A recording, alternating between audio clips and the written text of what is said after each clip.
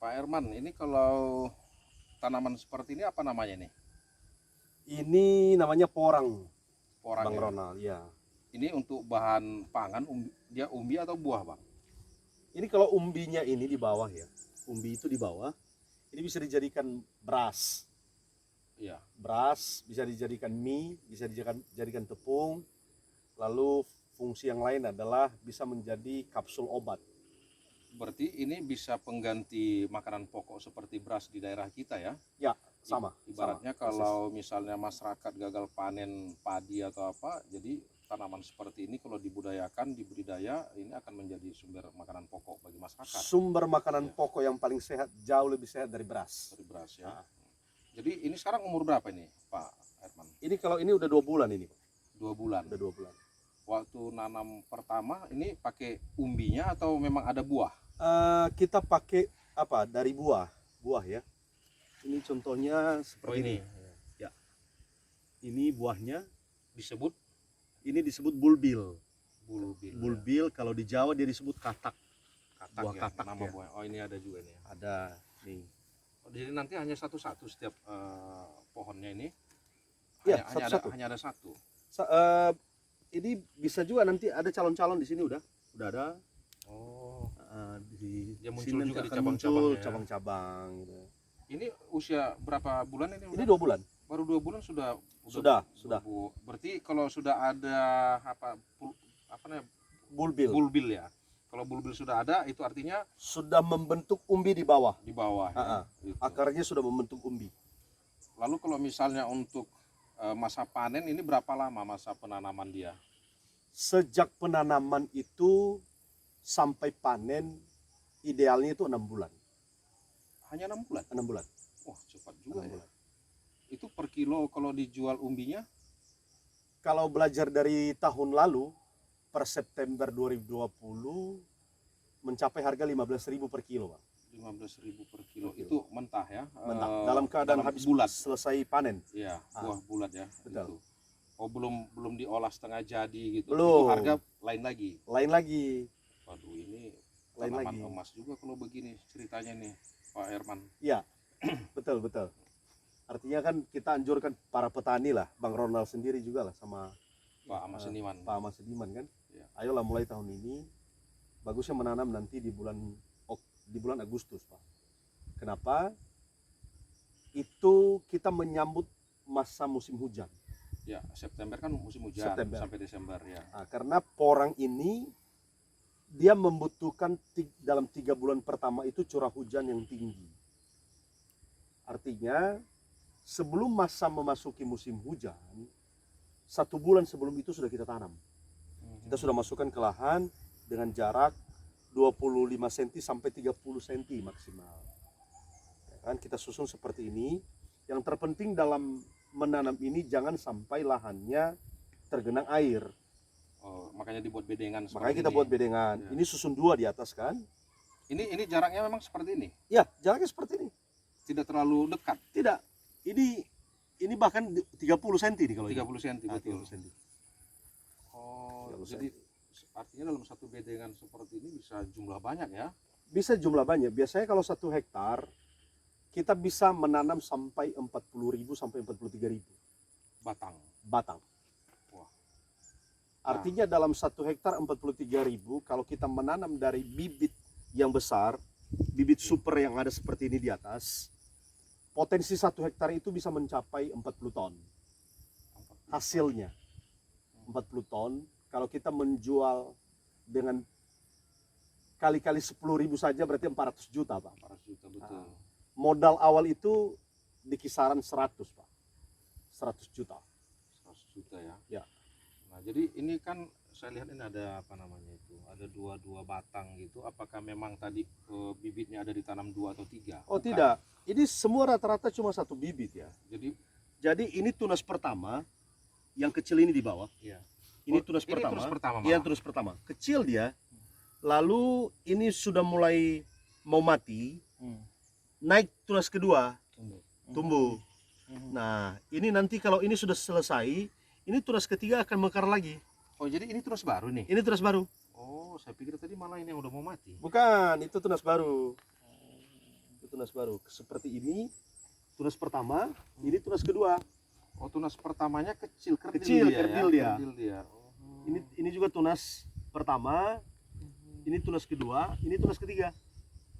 Dia hanya berhenti sampai tunas ketiga. Bisa nanti. sampai 7. Iya, bisa sampai 12. Ada di antara ini yang sampai 7. 7 batang dari bawah. Nah, ini seperti ini kan? Ini banyak nih. Nah, ini tunas 1, ini tunas 2, ini 3, 4, 5, ini Itu? 6, 7. Ya, tuh. Baru ini lagi tumbuh dari bawah. Oh, jadi tidak perlu entah dipotong ya. Nggak usah, Mati sendiri dia. mati sendiri dia. Dia akan mati sendiri. Nah, seperti ini kan dia udah mulai dorman ini. Ini tunas Apa pertama. namanya? Dorman. Dorman, artinya kan mati dia kan. Mhm. Nah, jadi kalau dia udah dorman biasanya buah yang ada di dalam ini, di atas sini, dia akan jatuh lepas nanti. Tapi kan masih kecil-kecil. Ya masih kecil-kecil nggak apa-apa. Tapi bisa dijadikan bibit. Bisa dijalankan bibit. Yang pasti jangan dilepas, jangan dicopot. Caranya Biarkan dia jatuh. jatuh sendiri. Jatuh sendiri. Baru dipungut. Baru dipungut. Oh, gitu pula ya. Nah, jadi ini seperti ini kan, Pak Herman, kalau misalnya kita tanam, masyarakat kita mau bercocok tanam seperti ini misalnya, ini karena kan di daerah kita kan langka pupuk. Betul. Apakah ini memang dia seperti tanaman padi atau tanaman? Bisa, kita masih bisa memakai yang pasti di pemupukan pertama, pupuk dasar harus organik. Mhm. Harus organik. Biasanya satu tanaman, satu bibit ini saya memberikan 2 ons, Pak. Organik, pupuk Organik. organik ya. Artinya dalam 1 hektar 40.000 kita memerlukan organik sekitar 8 ton. Mhm. 8 ton itu bisa dilakukan bersamaan pada waktu menanam, Mhm. ya kan? Itu pertama. Yang kedua, pupuk kedua, kita udah bisa, saya memainkan NPK di sini. Mutiara. Itu setelah atau awal?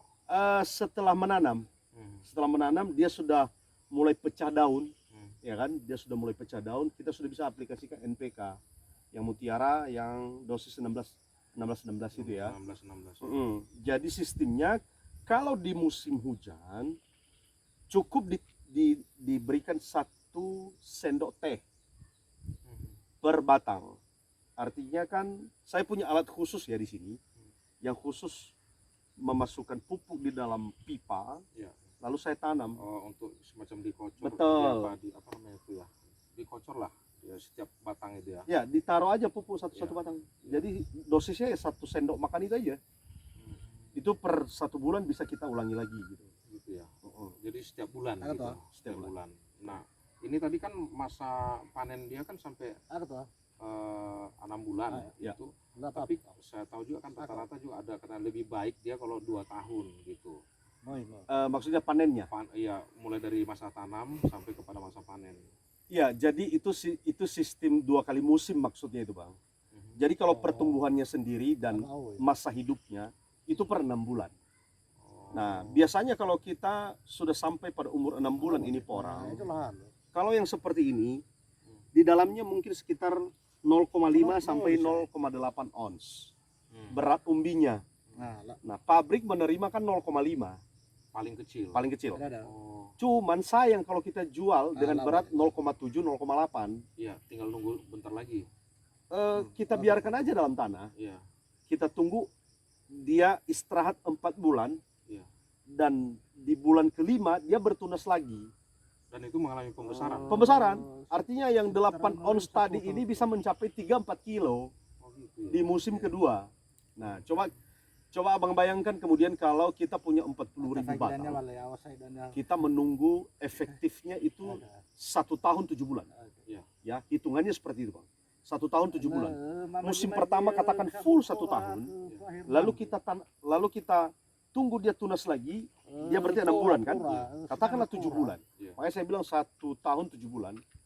Kalau 40.000 batang kali 3 kilo, Bang, itu berarti 120 ton. 120 ton nggak usah bawa ke Jawa, cukup jual di Nias. Iya. Ya, kita menampung di sini, saya menampung. Oh, Ataupun kalau memang mau harga besar, ayo kita olah setengah jadi, iya, kita kirim ke pabrik biar lebih mahal harganya. biar lebih mahal. Itu Iya. bisa mencapai 1,2 kan. Iya, iya. Kalau jual pabrik kita udah olah bisa 1,5 miliar.